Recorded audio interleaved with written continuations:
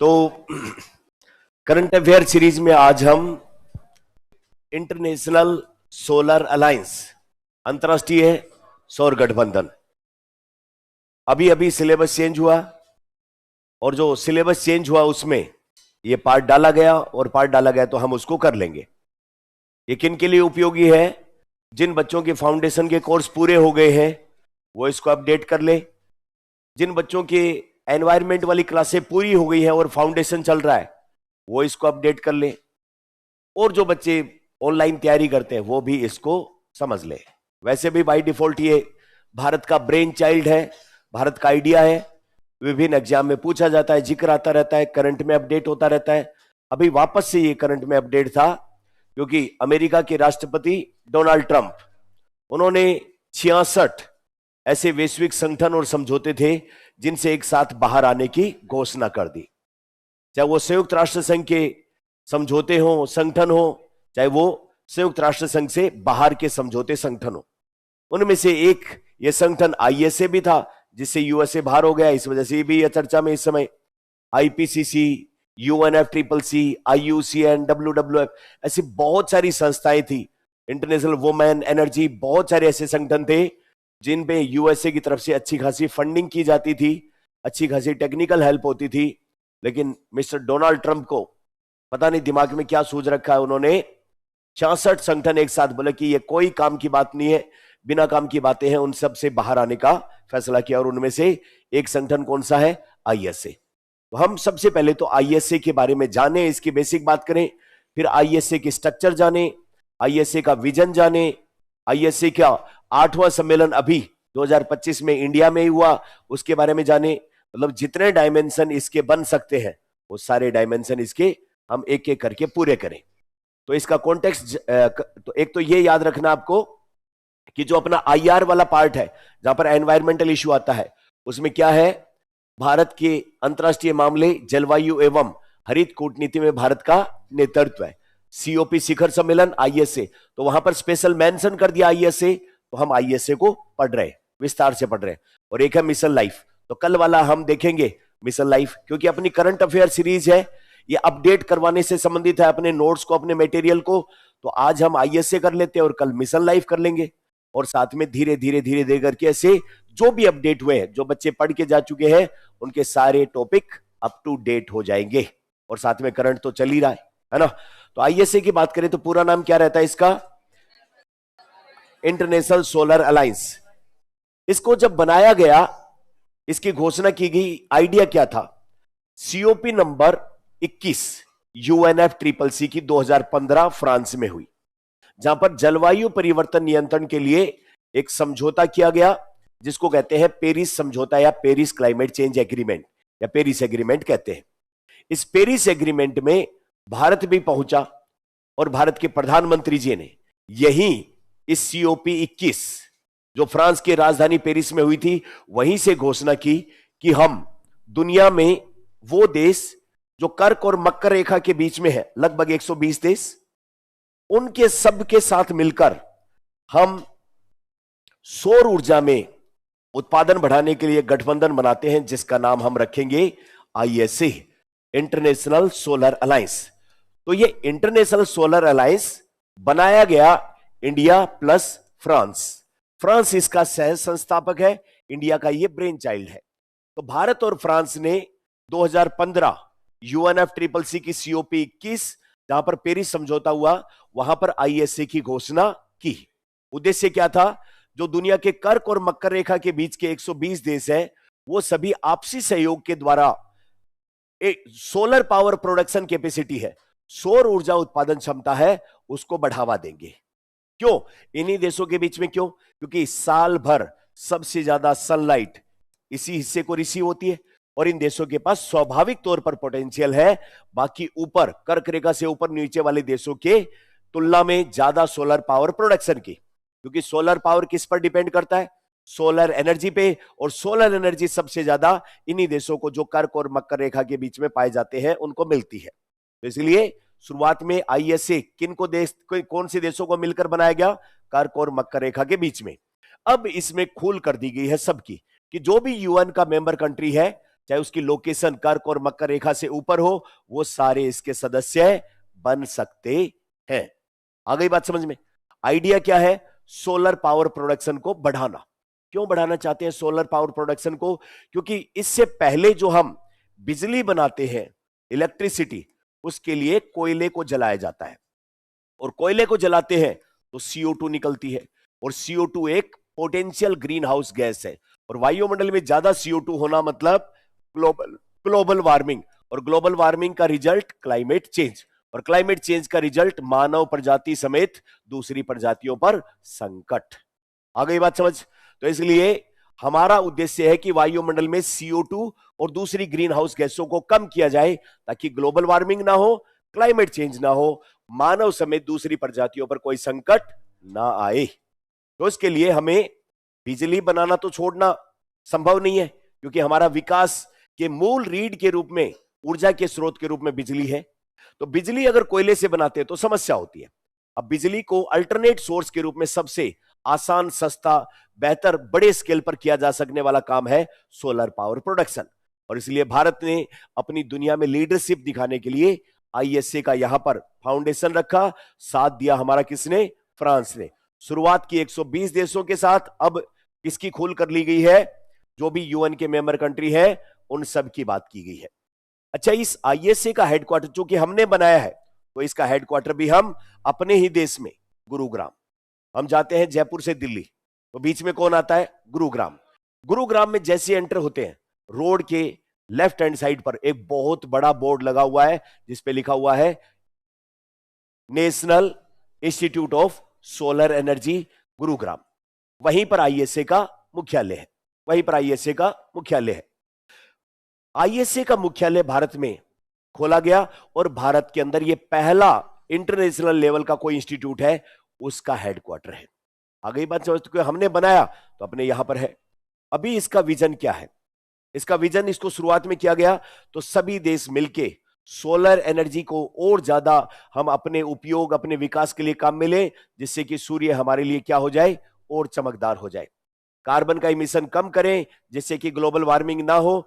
खास करके जो लीस्ट डेवलप्ड कंट्रीज है, छोटे वाले देश है, गरीब विकासशील देश है, जिनके अंदर इन्वेस्टमेंट की बहुत ज्यादा गुंजाइश नहीं होती, या फिर समुद्रों के अंदर जो छोटे छोटे डेवलपिंग आइलैंड स्टेट्स है, जिनको क्या कहा जाता है? Seeds, small island developing states, seeds कहते हैं।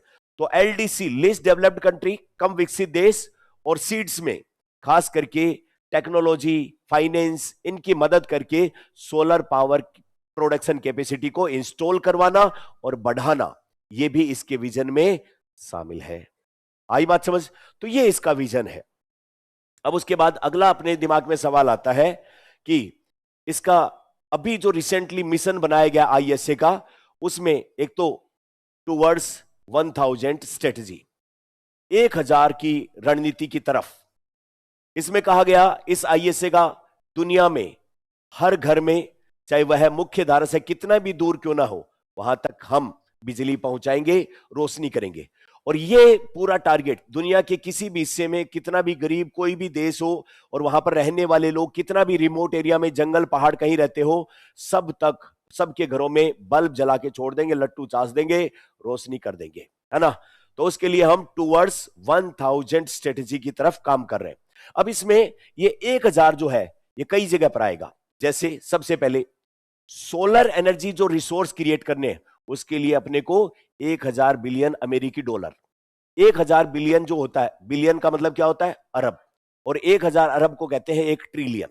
या तो 1 ट्रिलियन अमेरिकी डॉलर, या फिर 1000 बिलियन अमेरिकी डॉलर को मोबिलाइज करना, ताकि ये सामान खरीदेंगे, इक्विपमेंट खरीदेंगे, उसमें खर्चा लगेगा, पैसा लगेगा, और उस पैसा लगेगा तो कितना निवेश जुटाना? अलग अलग कंपनी, देश, संस्थाओं से 1000 बिलियन डॉलर का। अच्छा, दूसरा जो 1000 मिलियन, मिलियन का मतलब कितना होता है? 10 लाख। तो 10 लाख को 1000 से गुना कर दें तो वो कितना हो जाता है? 1000 मिलियन।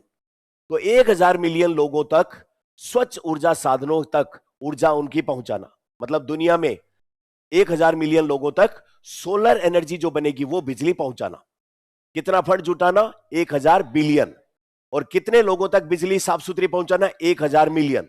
अब उसके बाद में तीसरा 1000 गीगावाट सौर ऊर्जा उत्पादन क्षमता विकसित करना, यह आईएसए का उद्देश्य है। और तीसरा 1000 है कि सालाना 1000 मिलियन टन CO2 का उत्सर्जन कम करना। तो टोटल 1000 कितनी बार आया? 4 बार। कितना पैसा जुटाना? 1000 बिलियन अमेरिकी डॉलर। कितने लोगों तक साफ सुथरी बिजली पहुंचाना? 1000 मिलियन लोग। तीसरा 1000 गीगावाट ऊर्जा उत्पादन क्षमता विकसित करना और 1000 ही CO2 का इमिशन, 1000 मिलियन टन CO2 का उत्सर्जन कम करना। इसीलिए इन 1000 से मिलकर क्या बनी? टूवर्ड्स 1000 स्ट्रेटजी, टूवर्ड्स 1000 रणनीति, ये इसका मिशन है। वर्तमान में इसके 100 से ज्यादा तो सदस्य हो गए हैं और 90 से अधिक देशों ने इसकी पुष्टि कर दी है। मतलब शुरुआत में जो है वो 100 देशों ने ऐसा कहा कि हाँ हम इसके मेंबर हैं, लेकिन उन 100 में से 90 से ज्यादा तो साइन वाइन कर करा के कि हाँ हम बिल्कुल पक्के मेंबर इसके बन चुके हैं, इसके सदस्य है, पूर्णकालिक सदस्य बन चुके हैं। अच्छा, संयुक्त राष्ट्र संघ ने ये जो इंटरनेशनल सोलर अलायंस है उसको UNGA, संयुक्त राष्ट्र के सभी सदस्य देश इसके बनने के लिए पात्र है। शुरुआत में कितने थे? कर्क और मकर रेखा के बीच वाले, अब सबके लिए। अपने संयुक्त राष्ट्र संघ में साल में एक बार जो भी इसके मेंबर है उन सब की मीटिंग होती है और वो मीटिंग कहलाती है यूनाइटेड नेशन जनरल असेंबली, संयुक्त राष्ट्र सामान्य सभा। उस संयुक्त राष्ट्र सामान्य सभा में इसके सदस्य देश भी जाते हैं और संगठन को भी वहां पर बुलाया जाता है। तो वहां पर पर्यवेक्षक का दर्जा, सदस्य का दर्जा तो नहीं है, इसको किसका दर्जा है? ऑब्जर्वर का। ये भी UNGA की कार्रवाई होगी उसमें भाग ले सकता है, तो इसलिए इसको UNGA संयुक्त राष्ट्र सामान्य सभा क्या है? जो भी इसके सदस्य हैं वो साल में एक बार मीटिंग करते हैं। जैसे अपना पार्लियामेंट है, उस पार्लियामेंट के साल में कितने सेशन होते हैं? 3। वैसे ही दुनिया की पार्लियामेंट कौन है? UN, उसका साल में कितना सेशन होता है? 1। जो सेशन होता है उसको क्या बोलते हैं? UNGA, United nation general assembly, संयुक्त राष्ट्र महासभा या सामान्य सभा। इसके अंदर यह भी शामिल हो सकता है उस प्रोसीडिंग में, और इसको किसका दर्जा है? ऑब्जर्वर का।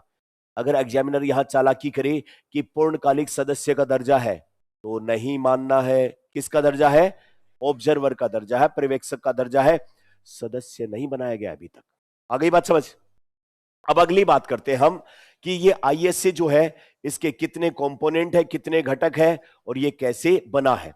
तो आईएसए की जो गवर्निंग बॉडी है, जो चलाने वाली संस्था, उसमें 4 पार्ट है। कितने पार्ट है? 4 पार्ट है। सबसे पहले इसकी जो है वो असेंबली होती है। असेंबली मतलब इसकी सभा जिसमें मेंबर कंट्री सारे मिलते हैं साल में एक बार और मिल बैठ के कोई डिसीजन करते हैं सोलर पावर के बारे में। सबसे बड़ी अगर इसकी कोई पावरफुल फैसले लेने की सर्वोच्च संस्था है तो वो है असेंबली। इस असेंबली को साल में एक बार ये इकट्ठे होंगे, फैसले लेंगे, उन फैसलों से संबंधित की पॉइंट इकट्ठे करवाना, गाइडलाइन प्रेजेंटेशन देना, सहयोग करना, असिस्टेंस जो उनको देना, उसके लिए काम करती है समितियां, कमेटीज। और इसमें टोटल कितनी कमेटी है? 5। एक है परमानेंट और 4 है टेम्परेरी। ये 4 तो टेम्परेरी और एक परमानेंट कमेटी, ये पांचों कमेटी मिलकर जब ये साल में एक बार मीटिंग करते हैं जिसको असेंबली कहा जाता है, उसमें जो फैसले लिए जाएंगे उसके लिए होमवर्क करना, सारी रिसर्च करना, दुनिया के ट्रेंड देखना, ये सारी इनको असिस्टेंस देने का काम कराते हैं। जब असेंबली में कोई डिसीजन ले लिया, अब उसको एग्जीक्यूट करना है, तो एग्जीक्यूट करने का काम किसका होता है? सचिवालय का। तो सचिवालय है और साथ में इसका एक ऑफिस है, किसका? इसके प्रेसिडेंट या अध्यक्ष का। तो अब हम इसमें थोड़ी सी जानकारी ले। टोटल कितने पार्ट है इसके? 4।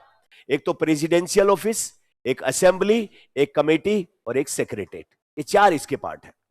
इसके प्रेसिडेंट के बारे में बात करें, प्रेसिडेंट ऑफिस, तो इसका प्रेसिडेंट वर्तमान में भारत के कौन है? भारत के प्रहलाद जोशी। प्रहलाद जोशी इसके वर्तमान में अध्यक्ष है। ठीक है। साथ में सह अध्यक्ष इसके हैं थानी मोहम्मद सोइली। ये थानी मोहम्मद सोइली कहां से आते हैं? फ्रांस से, फ्रांस के हैं। क्यों? क्योंकि वर्तमान में इसका अध्यक्ष कौन है? भारत, और सह अध्यक्ष कौन है? फ्रांस। तो ये थानी मोहम्मद सोइली ये तो फ्रांस के हैं और प्रहलाद जोशी भारत के हैं। साथ में इन दोनों के साथ मदद करने के लिए 8 उपाध्यक्ष बनाए हैं जो दुनिया के अलग अलग क्षेत्रों से, यूरोप से, अफ्रीका से, मध्य अमेरिका से, इन सब जगहों का रिप्रेजेंटेशन हो इसमें, इसके लिए 8 उपाध्यक्ष बनाए गए हैं। अच्छा, उस असेंबली में ये सारे मिल बैठ के सर्वोच्च निर्णय लेंगे और यहां पर ये प्रेसिडेंट की डिक्टेट करके और इसको भेज देंगे किसको, सचिवालय को। ये सचिवालय कहां स्थित है, गुरुग्राम में, जो अपना इसका आईएसए का हेडक्वार्टर वहीं पर है। और वर्तमान में इसके सचिव या महानिदेशक डायरेक्टर जनरल किसको रखा गया है, आशीष खन्ना। कहां के हैं ये, भारत के। तो ये दोनों नाम याद रखने अपने को। इसके अध्यक्ष तो है प्रहलाद जोशी और सचिव है, आ गई बात, दोनों नाम याद रखने इसके। ये जो समितियां हैं ये दुनिया के अलग अलग हिस्सों का रिप्रेजेंटेशन देने के लिए, साथ में मिलकर रीजनल जरूरतें और वो सब करने के लिए काम करती हैं। तो टोटल ये इसकी स्ट्रक्चर हो गई। कितनी है स्ट्रक्चर में इसके, 4। उसके बाद आगे की हम बात करें तो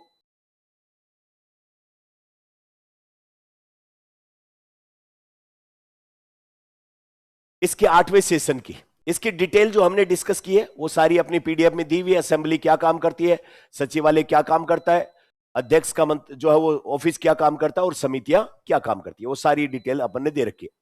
अब ये जो 8वां सेशन हुआ इसका, ये जो जब से स्थापित हुआ है तब से लेके 8वां सेशन 27 से 30 अक्टूबर नई दिल्ली में हमारी राष्ट्रपति द्रौपदी मुर्मू मैडम ने इसका जो अंतर्राष्ट्रीय इंटरनेशनल सोलर अलायंस है इसका संबोधित किया। और इस बार की जो थीम रखी गई वो रखी गई सनराइज। सनराइज का मतलब सूर्योदय। अब सूर्योदय है तो उसमें ज्यादा साफ सुथरा पर्यावरण, CO2 का उत्सर्जन कम, क्लीन एनर्जी, जो भी सोलर पावर प्रोडक्शन के दौरान इक्विपमेंट वगैरह होते हैं उनको रिसाइकिल करना। क्योंकि एक बड़ी समस्या एक बार सोलर पावर प्रोडक्शन में आएगी वो ये कि जो सोलर पावर से संबंधित जो प्लेट्स है और जो सोलर पावर से संबंधित उपकरण है वो थोड़े दिनों बाद जब आउट ऑफ ऑर्डर होंगे तो वो बहुत बड़ा एक ई वेस्ट, कूड़ा कचरा पैदा करेंगे। तो उनको रिसाइकिल किया जाएगा। नई नई और अच्छी टेक्नोलॉजी के लिए इनोवेशन, और जितने भी स्टेक होल्डर हैं, चाहे वो प्राइवेट कंपनी वाले हैं, देशों की सरकारें हैं, रिसर्च ऑर्गेनाइजेशन है या और कोई भी है, वो सारे आपस में मिलके काम करें। तो ये जो है वो सोलर कचरे से जो भी कूड़ा कचरा निकलेगा उसको रिसाइकिल करने में बहुत सारे लोगों को दोबारा से पैसा मिलेगा। क्योंकि उसमें बहुत ही महंगी महंगी मेटल धातु इस सोलर प्लेट में लगी रहती है और इसको प्रॉपर रिसाइकिल किया जाएगा तो इसमें भी रोजगार पैदा होगा और पृथ्वी के संसाधनों पर भी कम जोर पड़ेगा। एक चीज अपन ने और लिखी थी, 1 Sun 1 World 1 Grid group, COP number 26। कहां पर, ग्लासगो। भारत और यूके दोनों ने मिलकर के 1 सन 1 वर्ल्ड 1 ग्रिड ग्रुप का जो है वो संचालन करने की घोषणा की। वहां पर यही सवाल जो 2021 की मुख्य परीक्षा है उसमें पूछा गया था, what is 1 Sun 1 World 1 Grid group initiative. ये शुरुआत क्या है, तो भारत के प्रधानमंत्री जी ने इसको प्रतिपादित किया, यूके ने हमारा इसमें साथ दिया। इसका उद्देश्य है कि सोलर पावर प्रोडक्शन के लिए रीजनल कोऑपरेशन बढ़ावा और पूरी दुनिया को एक जो वो इलेक्ट्रिक ग्रिड से आपस में कनेक्ट करना। तो ये भी ISA का ही विस्तार है। भारत की बढ़ती हुई ऊर्जा के क्षेत्र में धाक कह दें या एक तरीके से अपना रोल कह दें, ग्लोबल डिप्लोमेसी जो एनर्जी की होती है उसके अंदर अपना रोल बढ़ाने के लिए ये भी एक इंपॉर्टेंट इसके साथ में डेवलपमेंट है। अगले 2-3 साल में ये जमीन पर काम करना शुरू कर देगी, 1 सन 1 वर्ल्ड 1 ग्रिड ग्रुप। अच्छा, अब इसके अंदर अमेरिका अगर ISA से बाहर चला गया है तो उसका क्या अच्छा बुरा प्रभाव पड़ेगा। एक तो अमेरिका के पास पैसा वैसा ज्यादा है तो निवेश से संबंधित मामलों में दिक्कत आएगी। दूसरा, उसके पास टेक्नोलॉजी वगैरह भी ज्यादा होती है, अब वो टेक्नोलॉजी वगैरह देगा नहीं और भी बहुत सारी तकलीफों का सामना इससे करना पड़ेगा। और इंडिया ने चूंकि ISA को बनाया था तो भारत के लिए डिप्लोमेसी के पॉइंट ऑफ व्यू से एक खराब बात है कि USA उससे बाहर हो गया। USA होता तो थोड़ा सा और बढ़िया होता। इसी जो है वो 8वां जो सेशन था उसमें इंटरनेशनल सोलर अलायंस की एक एकेडमी जो AI आधारित है उसका जो है वो लोगों को ट्रेंड करने के लिए, जो भी सोलर पावर प्रोडक्शन में जो रिसर्चर है, एजुकेटर है या जो भी इसमें सीखना चाहते हैं उसके लिए एक ऑनलाइन प्लेटफॉर्म बनाया गया जिसका नाम है ISA एकेडमी। और AI आधारित एक सभी लोगों को सिखाने वगैरह के लिए उससे संबंधित सोलर पावर प्रोडक्शन के बारे में ज्यादा से ज्यादा अवेयरनेस, जानकारी पहुंचाने का एक पोर्टल भी शुरू किया गया। और इसके अंदर एक बात की गई कि इस 8वें सेशन में जो अपना गुरुग्राम है जहां पर ISA का हेडक्वार्टर है वहां पर एक सेंटर ऑफ एक्सीलेंस या कैपेसिटी सेंटर, जहां पर सोलर पावर प्रोडक्शन से संबंधित रिसर्च, इनोवेशन या सोलर पावर प्रोडक्शन के भविष्य के क्या आयाम हो सकते हैं उन सभी से संबंधित रिसर्चर सारे प्लानर, रणनीतिकार सब मिलके बैठेंगे और दुनिया के अलग अलग हिस्सों में उन देशों के जो लोकल अपने इंटरनेशनल एक्सीलेंस या सोलर पावर के प्रोडक्शन है उन सबको आपस में जोड़ा जाएगा। इसके लिए एक शब्द यहां पर काम में लिया गया है विशेष रूप से, जिसका नाम है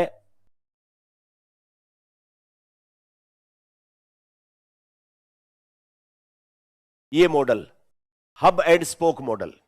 हब एंड स्पोक मॉडल का क्या मतलब, भारत में ये जो स्टार सी है ये एक हब के रूप में काम करेगा और विभिन्न देशों के जो सोलर पावर प्रोडक्शन से संबंधित जो रिसर्च सेंटर है और है वो इससे आपस में जुड़ जाएंगे। तो ये हो गया हब यानी कि केंद्र, और ये हो गया स्पोक यानी कि ताड़ियां। जैसे एक अपनी साइकिल का पहिया होता है, उसके बीच में एक्सल वाला हिस्सा है उसको क्या कहेंगे, हब, और उसकी ताड़ियां होती है उसको क्या कहते हैं, स्पोक।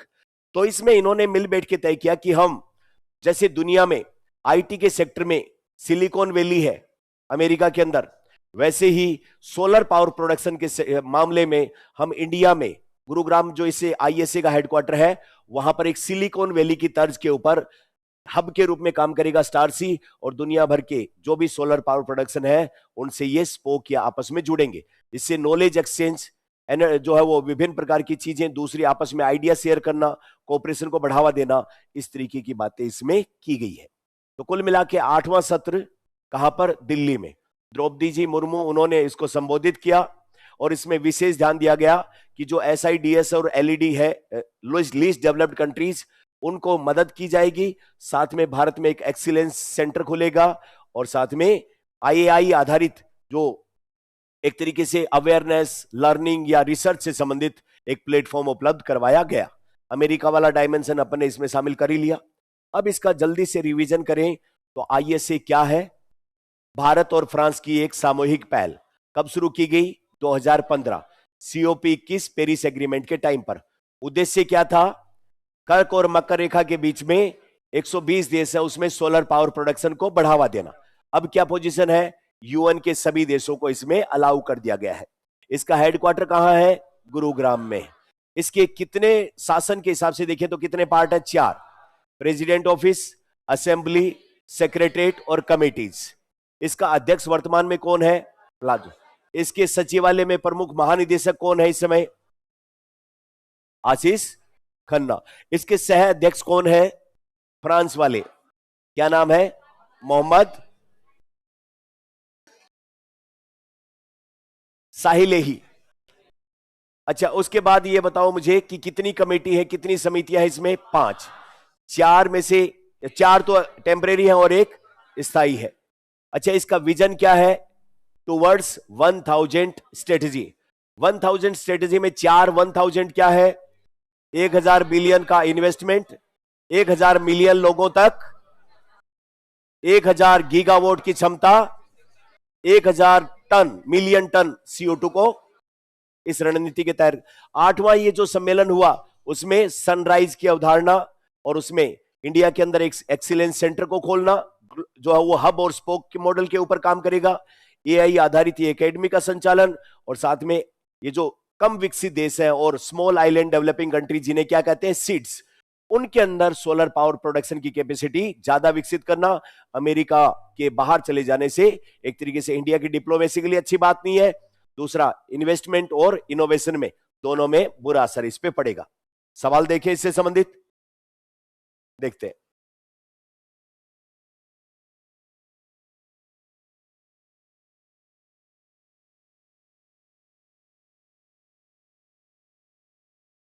ये तो ऑनलाइन मतलब एमसीक्यू वाला हुआ। मुख्य परीक्षा के हिसाब से सवाल लिखो।